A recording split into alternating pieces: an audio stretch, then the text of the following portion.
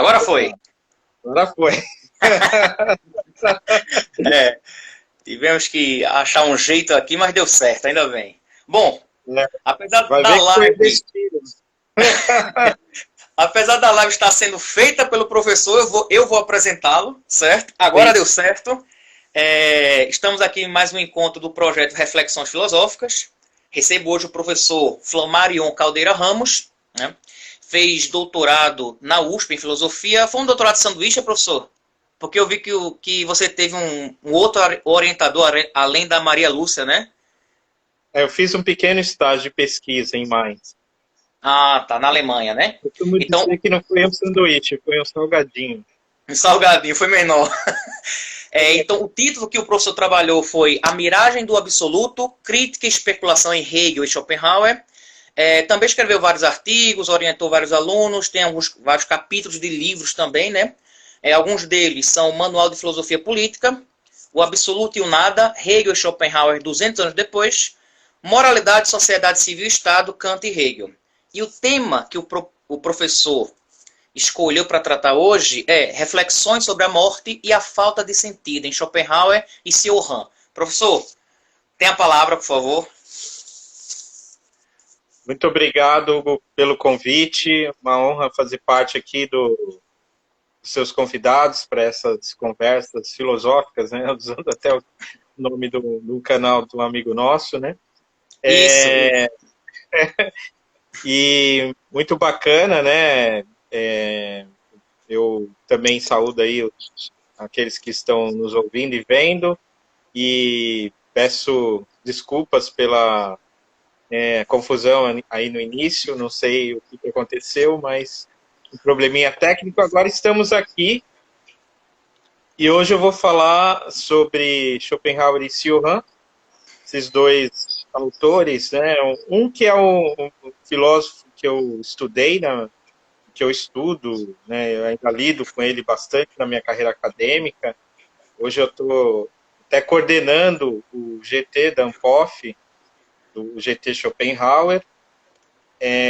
Estava na organização do encontro internacional que se realiza a cada 2 anos, que se realizaria no passado, mas foi adiado por questões de calendário, e esse ano por conta da pandemia.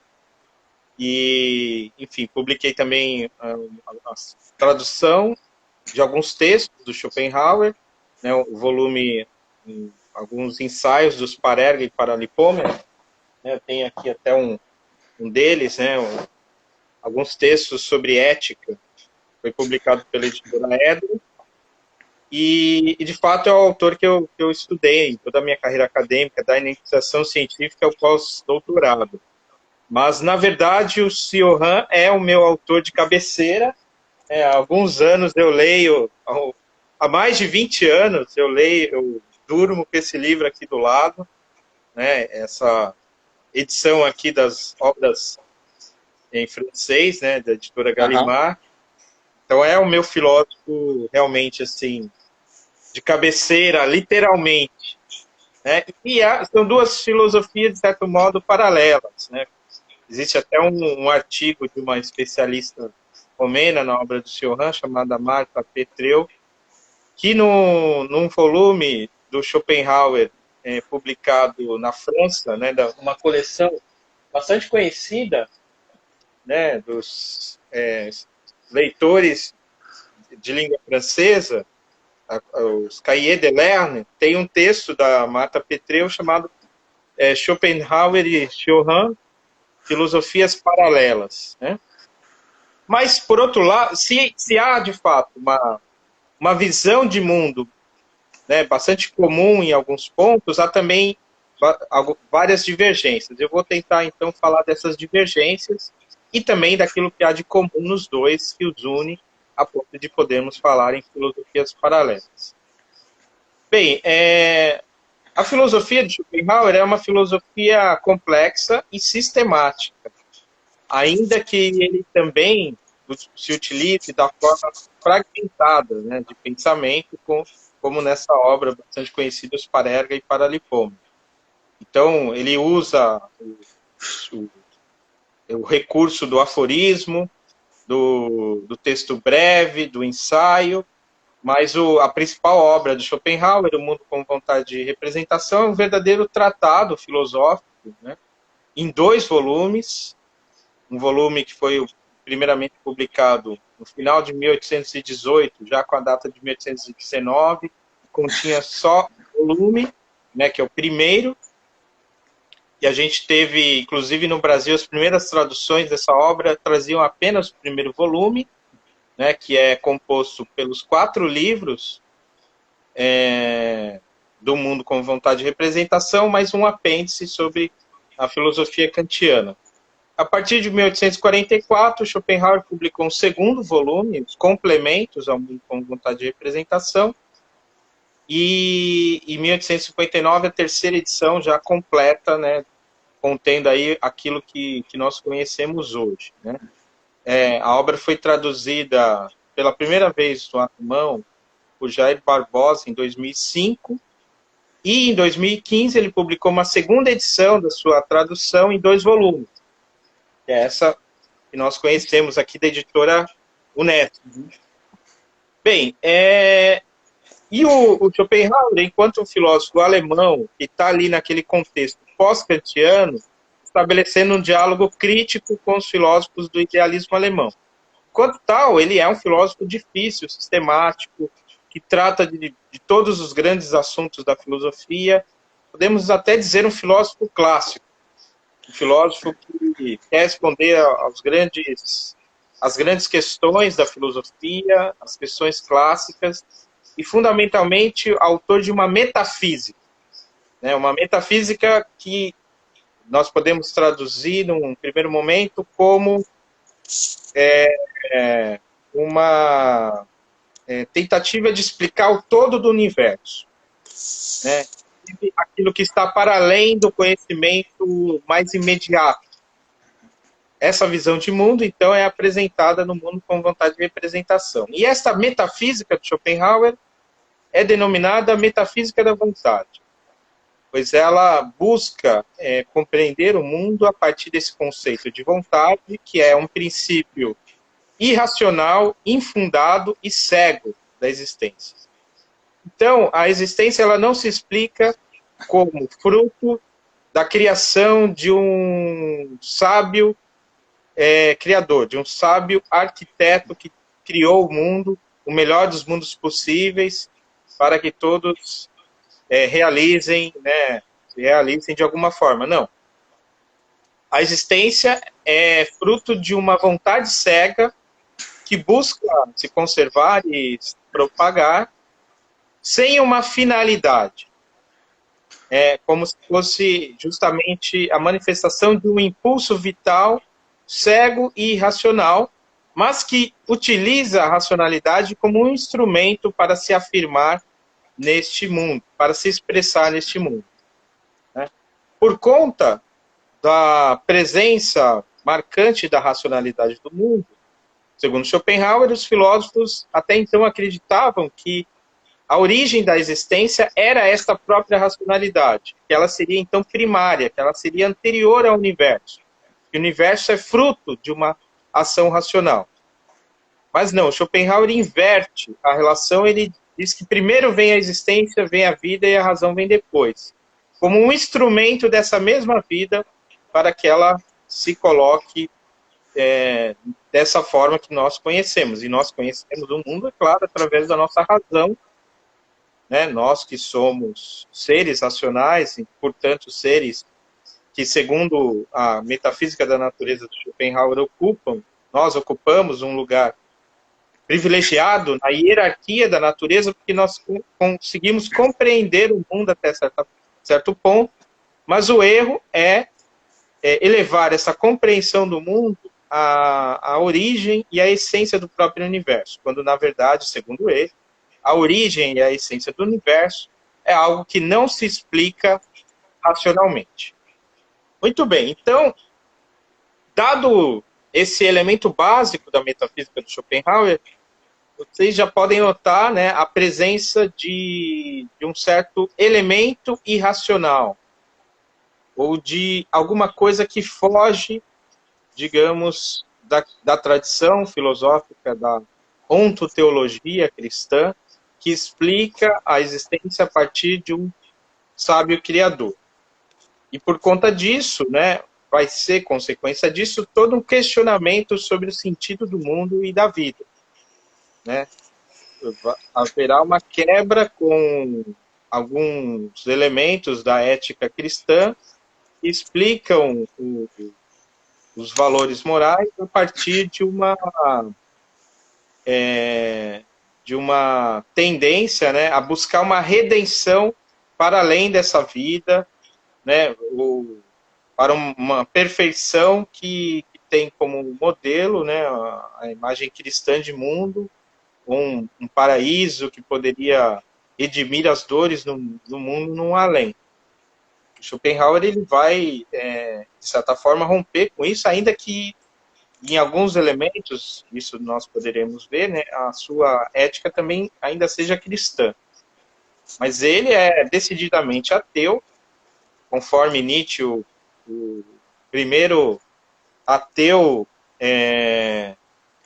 decidido e honesto da história da filosofia ocidental, e que vai justamente procurar formular uma visão de mundo ateia, né, ainda que em diálogo também com aquilo que ele considera ser a verdade do cristianismo, que é justamente o seu caráter pessimista. Né? O mérito do cristianismo, segundo Schopenhauer, é ter como que talvez seja uma visão de mundo oriunda do Oriente, ver esse mundo como permeado pela dor, pelo sofrimento e pela morte, e, por conta disso, a impossibilidade de ver esse mundo como o melhor dos mundos possíveis. Né? E aí, é claro, o diálogo dele com Leibniz, né? Um diálogo em que ele vai não propriamente entrar nos detalhes da argumentação leibniziana, do melhor dos mundos possíveis, mas ele vai tentar demonstrar que esta existência não é a existência criada, né, por um criador sábio e onipotente, mas um mundo que existe no limite da imperfeição. Na verdade, ao invés de ser o melhor dos mundos possíveis, é o pior dos mundos possíveis, porque se fosse um pouquinho pior, não seria possível. Daí que comparecem, então vão aparecer especialmente no quarto livro, do Mundo como Vontade de Representação, os argumentos pessimistas, né? Contra Leibniz, contra a tradição racionalista, contra os otimistas da filosofia da história, do iluminismo, a percepção de que o mundo talvez seja um erro, a vida um erro, desviar-se desse erro é que talvez seja o grande sentido. Então, de certa forma, para Schopenhauer, o sentido da vida é a compreensão de que a vida não tem sentido. Né? Essa compreensão paradoxal de que não valeria a pena ter nascido e de que há um grande inconveniente de ter nascido, que é justamente o título de um dos livros do Cioran. É um livro que o Cioran publicou, né, de L'Inconvénient d'être né? Ele publicou quando ele já tinha quase 60 anos, o Cioran, né? E ele diz o seguinte nesse livro, né, que aos 20 anos ele já tinha compreendido que a vida não prestava, não valia nada. Né? E inclusive o primeiro livro dele, Nos Cumes do Desespero, ele publicou aos 20 anos, pensando em se matar logo em seguida. E depois ele acabou publicando o livro, se sentiu aliviado, não se matou, mas viveu dos 20 aos 60 anos uma longa e vã confirmação de que a vida não valia nada. Então, daí a recorrência dos temas pessimistas também na obra do Cioran. Mas para falar no inconveniente de ter nascido, o Cioran não vai se remeter à metafísica schopenhaueriana, à sua ontologia da vontade, né, e nem propriamente à sua fenomenologia da vida que conduz a uma série de reflexões pessimistas sobre a natureza e a vida. O Sr. Han vai partir do fato da dor e do tédio como inegáveis e como questões que nem precisam de uma prova, né? Então, nesse sentido, o Sr. Han não se preocupa em provar o caráter absurdo ou insustentável da existência. Ele simplesmente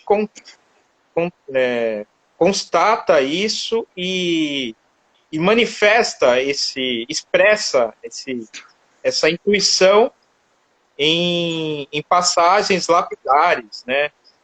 Do tipo, né, uma frase que eu gosto muito lá do Breviário de Decomposição, né, que eu cito sempre a partir da edição, da tradução professor José Tomás Brum, né, nos brindou, né, ele inclusive conheceu o próprio Sr. Han em Paris. O Sr. Han diz: nada prova que somos mais que nada. Então, são frases lapidares assim que com poucas palavras explicam tudo, né? Então, cometer todos os crimes menos o de ser pai, né? Um crime que eu inclusive já cometi, mas enfim. Mas que era um princípio ético como uma espécie de divisa, né, de um pessimismo consequente. Eu já vou dizer também como eu existencialmente resolvi esse conflito, mas isso eu vou deixar mais para frente nessa nossa conversa. Mas tentando então fechar um pouco essa apresentação mais genérica e eventualmente aí partindo já para a conversa, espero que aqueles que estão nos acompanhando aí tenham algumas questões, né? Schopenhauer, então, ele tem essa intuição sobre o caráter infundado, inexplicável da vida. Esse caráter inexplicável, ele, como a vida também é uma experiência de dor e sofrimento, né? Ele vai dizer, toda a vida é sofrimento, alles Leben, Leiden ist, é uma divisa, assim, um alemão que parece um latim, né? E, claro, ele usa, né, os argumentos pessimistas contra uma certa ontologia ou ontoteologia cristã racionalista, mas isso tem consequências éticas, né? E a consequência ética é que o quarto livro vai colocar lá, afirmação e negação da vontade. Ou a gente afirma essa vida com tudo que ela tem de bom e de ruim, né, sem se preocupar com um sentido para além dela, talvez até tentando se emancipar da angústia pelo sentido da vida. Talvez tenha sido essa a via nietzschiana, né, de justamente invalidar a questão pelo sentido, né, como fruto de algum sintoma de alguma coisa ruim, né? Ou, seguindo um pouco a lógica desse raciocínio pela busca do sentido, encontrar esse vazio, né, viver a experiência do vazio junto com o sofrimento, viver uma crise e, a partir dessa crise, encontrar um caminho de redenção que, segundo Schopenhauer, e contra toda a expectativa que poderia ser criada por essa apresentação que eu fiz de um pensamento, digamos, sóbrio, né? Ele vai buscar, justamente na experiência mística, um sentido para essa falta de sentido. Como se a existência daqueles considerados santos e iluminados nos oferecesse um exemplo, um modelo de uma busca que pode dar em alguma coisa, ainda que nós não sabemos o que exatamente. Então a gente não sabe o que pode aparecer no final desse labirinto da existência, mas é possível que lá, no final desse labirinto, nós encontremos esses sábios iluminados, santos, que fizeram um caminho um caminho difícil de negação da vontade de viver e que, por isso, atingiram um outro estágio de existência completamente misterioso para nós que permanecemos ainda nesse registro da afirmação da vontade e da ilusão, né, do véu de Maia, que nos coloca a ilusão de que nós somos, enquanto indivíduos, dotados de uma alma imortal, de uma individualidade indestrutível e de que é possível, pela razão, alcançar os nossos objetivos. Né? Schopenhauer vai dizer, tudo isso é ilusão, o indivíduo não é imortal, a vontade apenas é imortal, os indivíduos passam, a consciência não tem maior profundidade, ou maior substancialidade, ela desaparece junto com o corpo, não há alma, muito menos alma imortal, e a racionalidade, embora um instrumento que nos dá diversos ganhos em nossa vida, conforto, ela é apenas um instrumento incapaz de dar um sentido maior para a nossa vida. Portanto, todos os caminhos de redenção, digamos, vulgares ou ordinários, são fadados ao fracasso.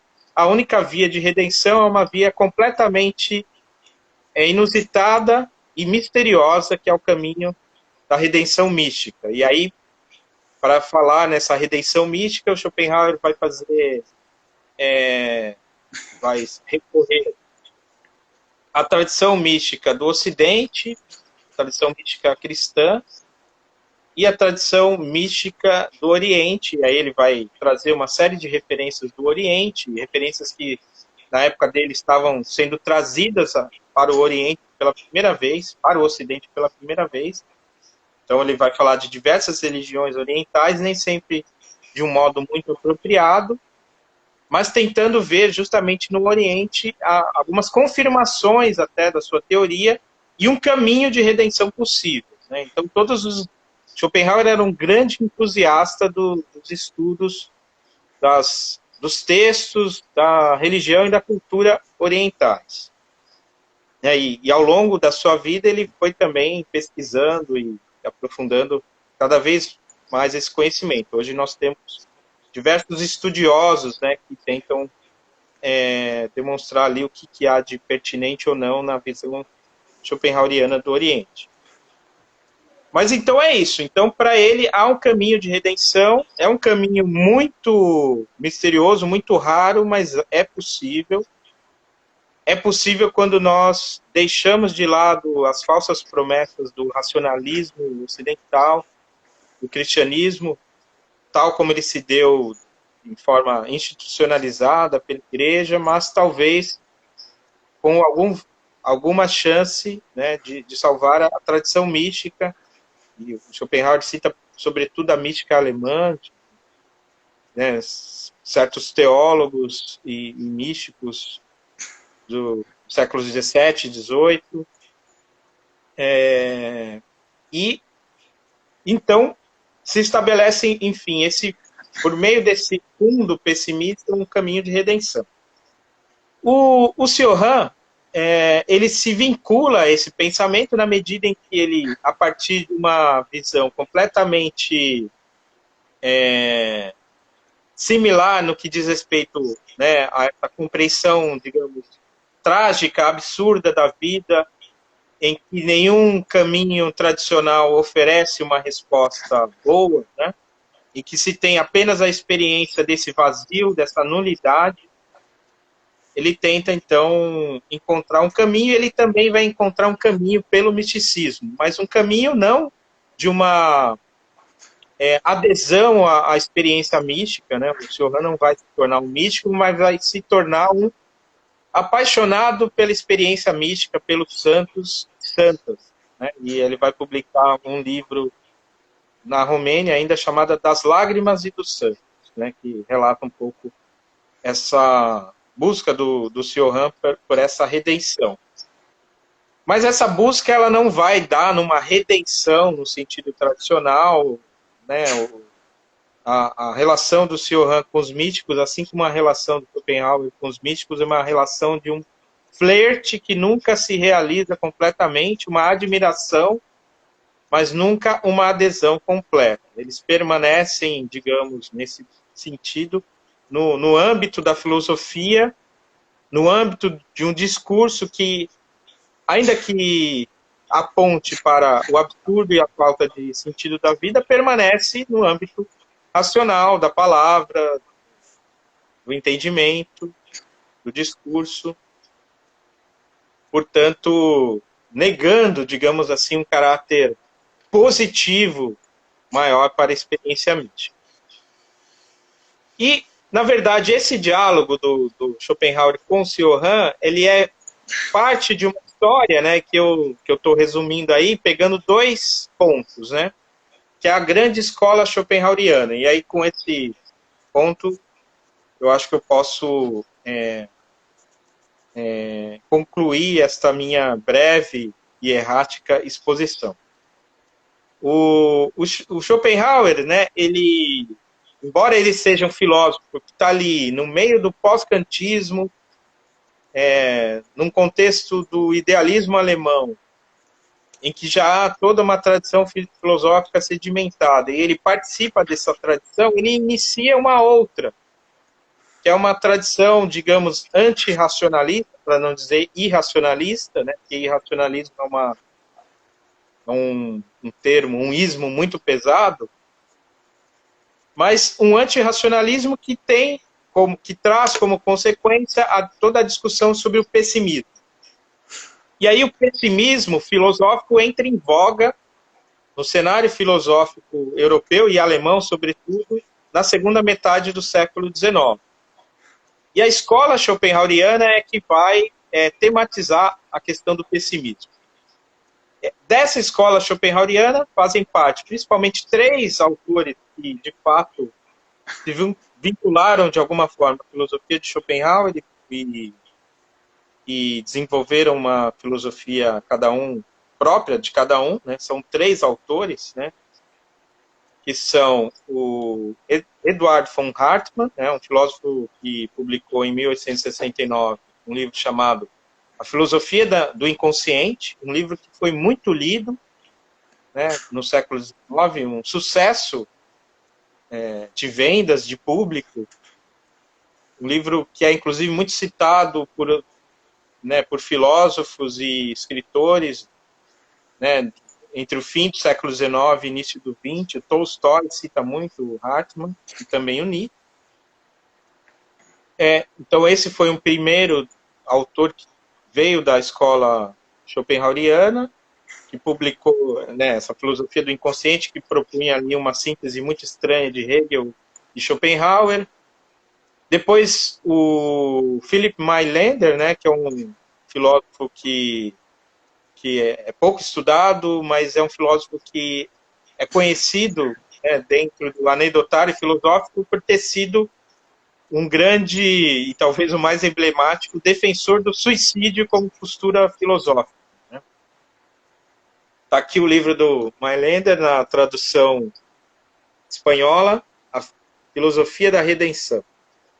É um livro que ele escreveu, e no dia que ele terminou de escrever, ele chegou na casa dele a edição, né, do livro pronto. Ele falou: agora eu já cumpri minha missão, posso me matar. E foi o que ele fez na madrugada de 31 de março a 1º de abril de 1876. Ele matou logo depois de escrever sua obra, que era nada mais, nada menos do que um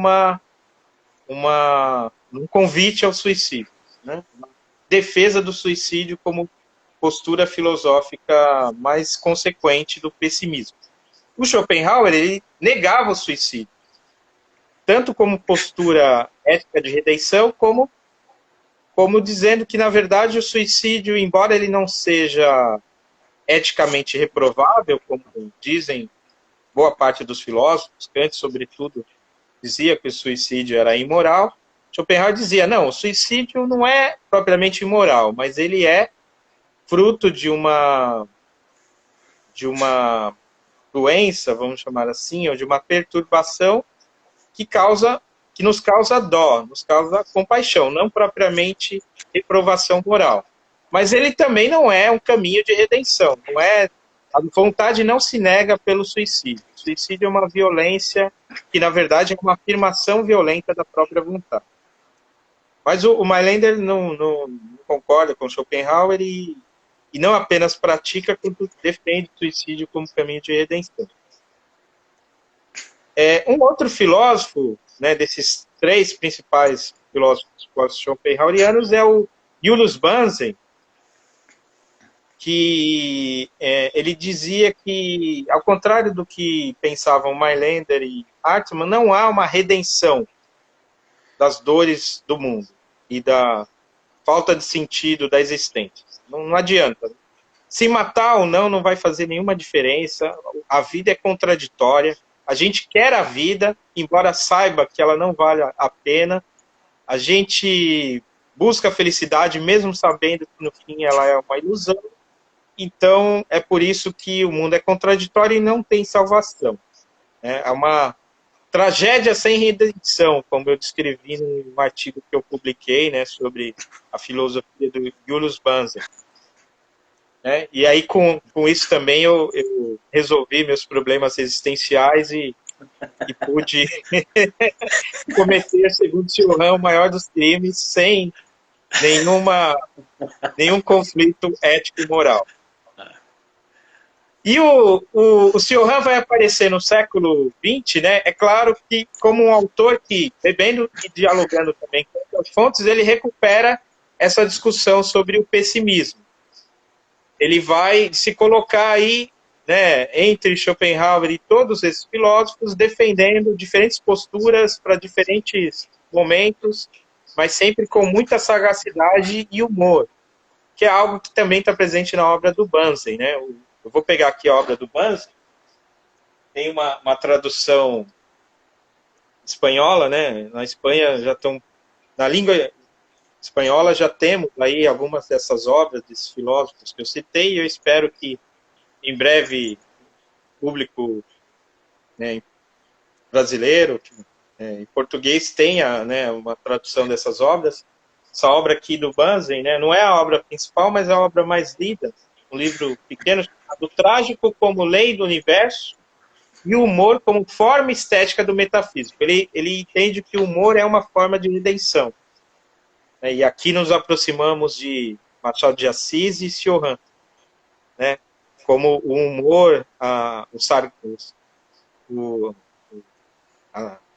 o caráter sarcástico das expressões como maneiras redentoras de lidar com o absurdo da existência, né? E aí também nós temos, né, claro, como figura principal dessa tradição, e embora tão principal que acabe, digamos assim, sendo visto à parte, que é a filosofia do Nietzsche, né, do Friedrich Nietzsche, que inicialmente se colocava, né, nessa escola schopenhaueriana, que o primeiro livro, como todos sabem, Nascimento da Tragédia, está dialogando com Schopenhauer, com a filosofia e a estética da sua época, com Richard Wagner, que é também um schopenhaueriano, mas o que o Nietzsche vai propor é uma transvaloração dos valores, né, que é uma volta a uma concepção trágica da existência grega e anterior ao cristianismo, e no final das contas até anticristã, que é justamente provar, os gregos, eles tinham uma visão trágica da vida, mas eles não eram pessimistas, pelo menos não pessimistas no sentido em que se fala em pessimismo a partir da filosofia de Schopenhauer. Não eram cristãos que colocavam a questão do sentido da vida. Não eram aqueles que estavam preocupados em responder à questão sobre o significado moral da existência.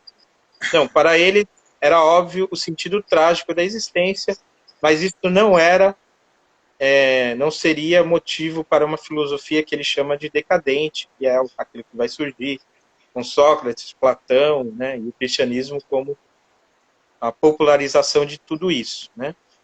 Então, o Nietzsche também propõe, né, de certa forma, uma solução, digamos assim, uma contravisão ao pessimismo a filosofia racionalista dentro dos temas da escola schopenhaueriana, propondo, de fato, uma nova visão de mundo, né, lá com toda aquela parafernália da vontade de poder, ou vontade de potência, o eterno retorno, o amor fati, por aí vai. Uma filosofia, né, que se coloca, né, nessa sequência, né, da filosofia do Schopenhauer, e que, por conta da sua riqueza também, né, acabou abrindo portas para além de si mesmo, né, e influenciando e determinando rumos da cultura ocidental nos séculos XIX, XX até hoje,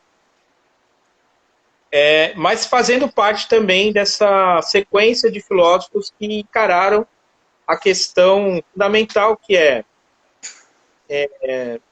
vamos tentar encarar o que é a vida sem a figura, sem a imagem de um Deus criador, né? Parece que Deus realmente está morto, e há já uma morte de Deus desde Mailander, pelo menos, ele afirma isso com todas as letras, bem antes do Nietzsche, né? E nessa ausência de Deus, a ausência de sentido, e esse caráter evidente e onipresente do sofrimento, como a filosofia lida com esse desafio, né?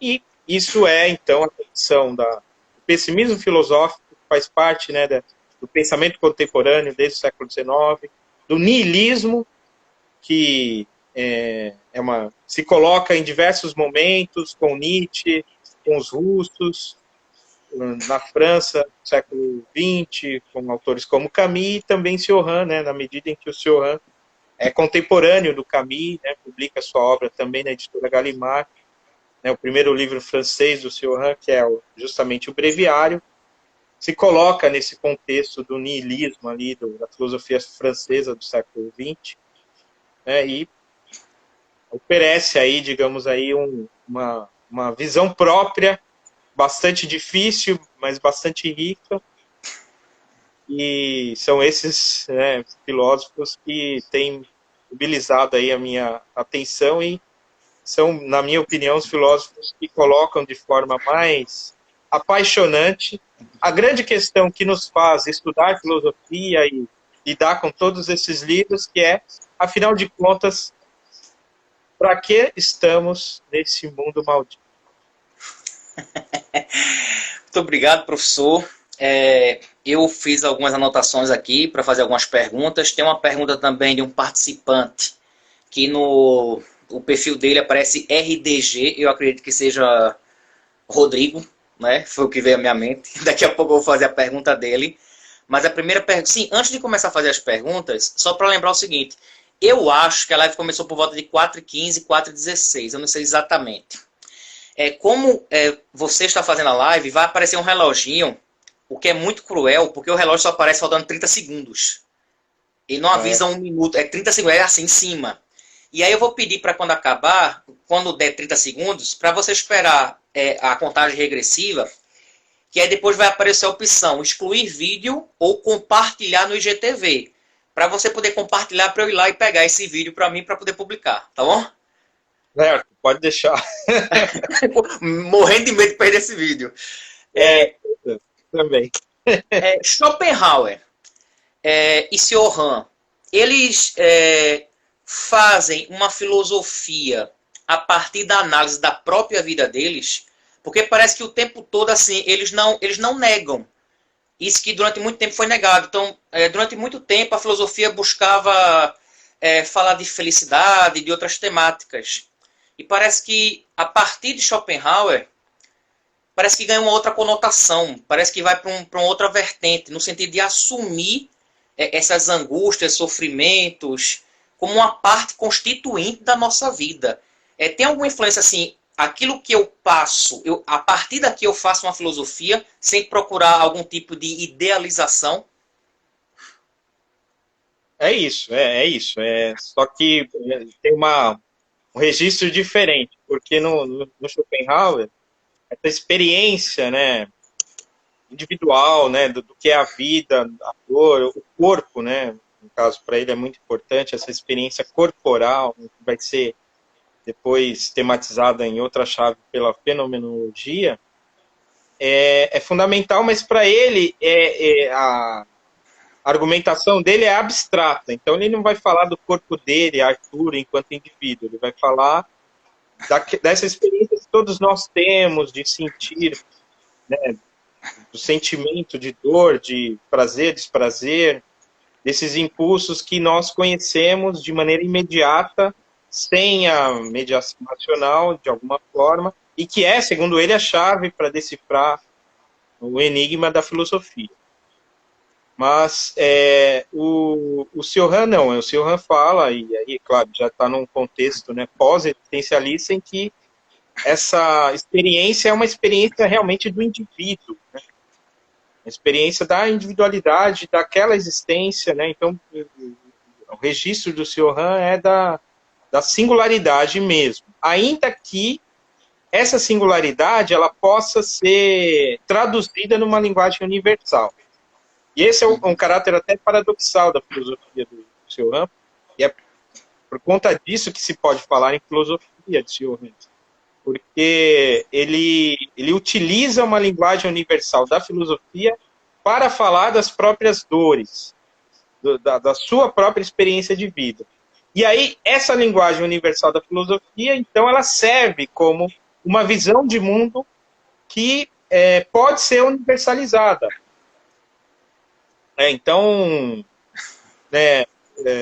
as frases dele... Vou pegar aqui uma frase, assim, eu costumo, às vezes, citar as frases do Sr. Han, porque elas são tão lindas e transformam o nosso discurso em algo também bonito. Né? A árvore da vida não conhecerá mais primaveras. É madeira seca. Com ela construiremos ataúdes para enterrar nossos ossos, nossos sonhos e nossas dores. Né? Você diz, é uma frase que fala da vida em geral, da primavera, da construção de caixões, mas tudo e para enterrar o quê? Nossas dores. Então você tem aí uma linguagem na terceira pessoa que une todos nós sobre coisas que todos nós conhecemos, que são nossas dores, nossas mágoas, né? Então isso diz respeito a todos nós. Mas a gente sabe pela obra do Sr. Han que ele está sempre falando dele mesmo. Né? E que ele diz claramente que a experiência de cada um é intraduzível, né? Cada um vive num próprio mundo, ele é individualista, assim como também eram individualistas, Mailander e Bunsen, na escola schopenhaueriana. O Schopenhauer não, ele dizia que o indivíduo, enquanto tal, não existia, existia apenas essa essência única do universo, que é a vontade, que o indivíduo era apenas uma ilusão, que, portanto, o registro da individualidade não tinha uma substancialidade. A gente sabe, a partir de Kierkegaard, né, ou pelo menos é possível pensar a partir de Kierkegaard, um registro da individualidade como sendo prioritária em relação à universalidade. Uma experiência do sujeito individual como prioritária em relação ao sujeito universal. Então, essa passagem, né, do existencialismo, da filosofia tradicional racionalista, essencialista para o existencialismo, está presente no Sr. Han. E é por isso que é possível um discurso que, ao mesmo tempo, une o universal e o particular. Enquanto no Schopenhauer a linguagem ainda é mais metafísica, por isso mais próxima, inclusive do pensamento moderno. Né? Às vezes o Schopenhauer é um filósofo muito clássico para ser moderno, apesar de parecer muito moderno para ser clássico, como diz Clement. A primeira vez que eu tive contato com o Sr. Han, não faz tanto tempo, acho que de 4, 5 anos para cá, e assim, quando eu leio alguma coisa que me impacta, eu quero pegar aquele trecho e jogar nas redes sociais para impactar também as outras pessoas. Só que quando você lê Sr. Han, dá vontade de publicar o livro inteiro na rede social, porque cada parágrafo é um impacto muito forte. Eu li algumas obras dele, algumas obras... aqui tem Fanatismo, Dúvidas e Suicídio. Mas que no caso é sobre ele. Mas eu tenho aqui, História e Utopia. Tem algumas obras, No Cume do Desespero. Eu li algumas obras dele, são livros pequenos, mas de uma densidade assim absurda, né? Também assisti tem um documentário com ele até que é legendado em português também, que é dividido em 6 partes. Também assisti e causou muito impacto, né? Uma segunda pergunta aqui, professor, que Schopenhauer, ele tem uma influência muito forte de Kant, né? E aí quando você falou da questão da vontade, e aí depois eu vou ter uma outra pergunta sobre a vontade, mas primeiro essa. Existe alguma relação do conceito em Kant de númeno com o conceito de vontade em Schopenhauer? Porque Kant ele fala da questão do fenômeno, né, que é aquilo que a gente consegue aprender, e o númeno não, que seria a coisa em si. Essa vontade que Schopenhauer coloca, ele tem alguma coisa a ver com uma essência? Tem alguma coisa a ver com isso? Sim, sem dúvida. O Schopenhauer, ele constrói sua metafísica a partir da, da, da crítica da razão pura do Kant, especialmente da estética transcendental, onde essa posição entre fenômeno e coisa em si, né, é essencial. Então, o que seria a coisa em si? Segundo Schopenhauer, justamente a vontade, porque ela não estaria sujeita às formas do tempo e do espaço. E é possível ter uma experiência dela sem que esteja em jogo nenhuma das categorias do entendimento. Então, é como se, para o Kant, e aqui eu, claro, estou resumindo, né, bastante, mas para Kant não é possível conhecer a coisa em si, porque toda experiência que nós temos do mundo é uma experiência fenomênica, onde as coisas estão no tempo, no espaço, e imediatamente já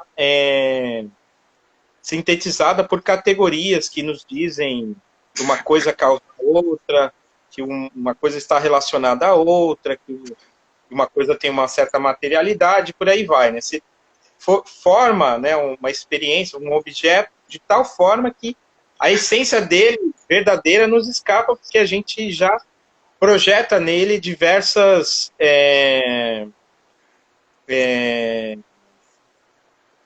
representações, né?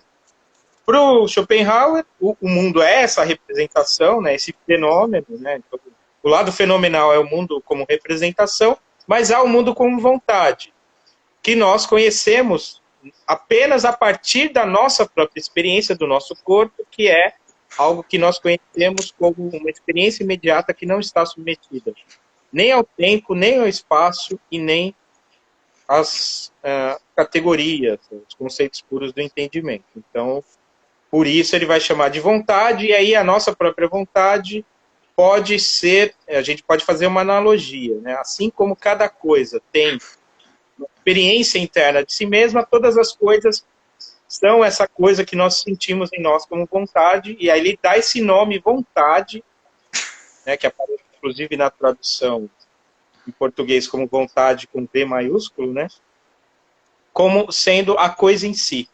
Então, a partir daí, realmente, Schopenhauer constrói a sua metafísica a partir dessa distinção kantiana. Claro que, se ele fosse rigorosamente kantiano, ele diria que isso não seria possível, porque o Kant ele proíbe certos passos da especulação filosófica que o Schopenhauer simplesmente ultrapassa, né? Ultrapassa, diz, não, o Kant tinha uma compreensão muito limitada da metafísica. Se eu entender que a metafísica não fala apenas daquilo que está para além da experiência, mas também sobre uma experiência íntima, então eu posso ressuscitar uma metafísica. Assim, então, que ele vai, né, no âmbito mais da sua metafísica, estabelecer ali um diálogo com a filosofia kantiana. Apareceu uma pergunta, não sei se chegou a ver, é da Ruíbe Prates, né? Porque os nomes no Instagram às vezes estão, né, meio... eles ficam abreviados. Ela pergunta como você avalia a influência de Bergson em Cioran. Bem, o Bergson foi uma influência, assim, um filósofo muito importante na França no início do século, né? E o Cioran, ele escreveu como tema de uma espécie de TCC, né? Um trabalho de conclusão de curso, uma monografia sobre Bergson, sobre o intuicionismo bergsoniano. escreveu ainda em romeno, né, lá onde ele fez a faculdade em Bucareste, e ele, justamente o intuicionismo era uma tentativa de captar esse caráter, né, mais imediato da existência, né, fora do padrão da metafísica, né, que é justamente o Bergson faz uma crítica à metafísica ocidental, na tradição que vai dos racionalistas, do cartesianismo até o idealismo alemão, né? Então, já por aí, o Cioran, na minha visão, estava tentando se afastar desta filosofia técnica sistemática, né, do absoluto. Mas aí eu não saberia dizer, talvez até por desconhecimento da obra do Bergson, em que sentido essa filosofia do Bergson permaneceu em Cioran, porque ele, de fato, na obra publicada, ele se remete pouco a Bergson, né? E cada vez mais a Nietzsche, a Schopenhauer, e muito mais a tradição literária e religiosa do que a tradição filosófica, né? Uhum. Acho que é muito claro também em Cioran um movimento de afastamento da filosofia, né? Ele vai dizer, né, a filosofia sempre deixa de lado os verdadeiros problemas, né? Uma espécie de revolta com relação não apenas à filosofia universitária, Isso. né, para a qual, inclusive, o próprio Schopenhauer também se revoltou, mas contra a filosofia no sentido técnico da discussão sobre questões de conhecimento, da ciência, que acabavam deixando em segundo plano a questão existencial, que era o que de fato interessava e interessa a senhor. Até que ponto, professor, a gente pode fazer aí uma analogia entre o inconsciente freudiano e a vontade schopenhaueriana? Não sei se a partir de uma informação ou de estudo, se você tem conhecimento sobre se Freud declarou isso, se houve algum tipo de influência da vontade, né, do conceito de vontade de Schopenhauer com o inconsciente que ele formula.